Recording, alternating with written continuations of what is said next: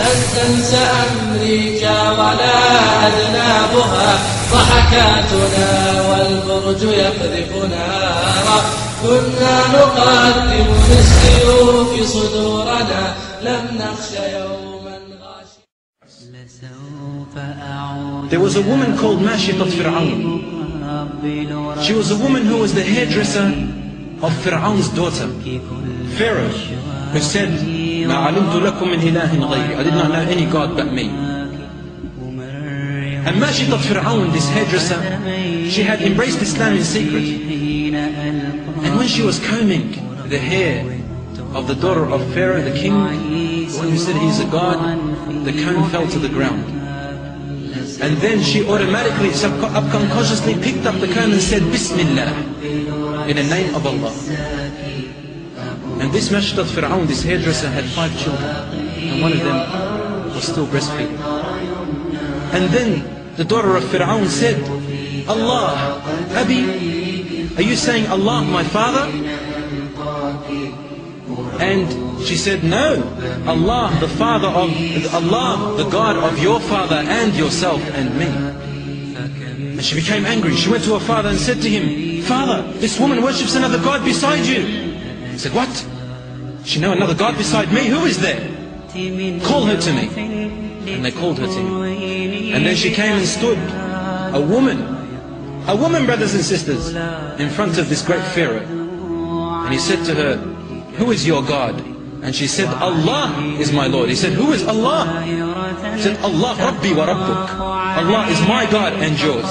Yes, when she was cornered and put in the place, when she had to answer, she answered. She answered.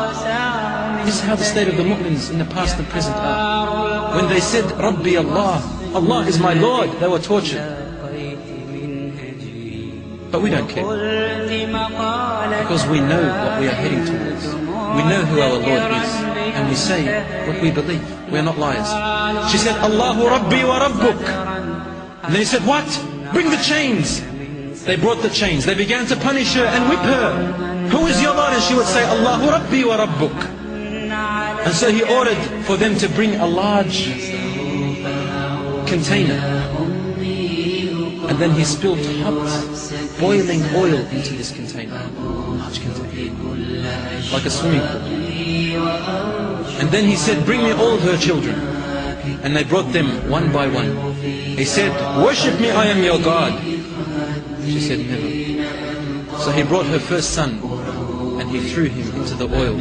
In front of her eyes, his meat and his flesh fell off his body, and then his bone disintegrated.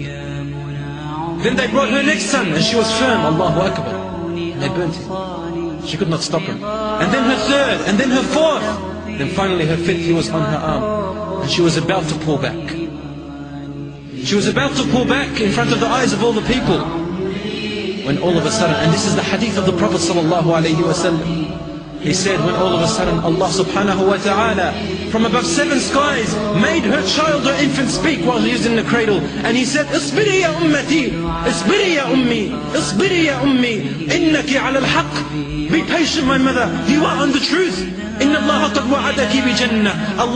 Allah has promised you with a great heaven. Keep going, mother. And then they threw her son into the boiling oil, and then she was next. She knew that she was going to die. And then she began to cry, and Pharaoh said, "Why are you crying? Stop." And she said, "I'm crying because I want to ask you to do something for me. I don't know if you will do it." He said, "Ask me for whatever you like." He said, "Once you throw me into the oil, then I want you to gather whatever is remaining of our bodies, and I want you to bury us together in the same grave. Because I want to be resurrected with my children, and I want to go to Jannah with my children."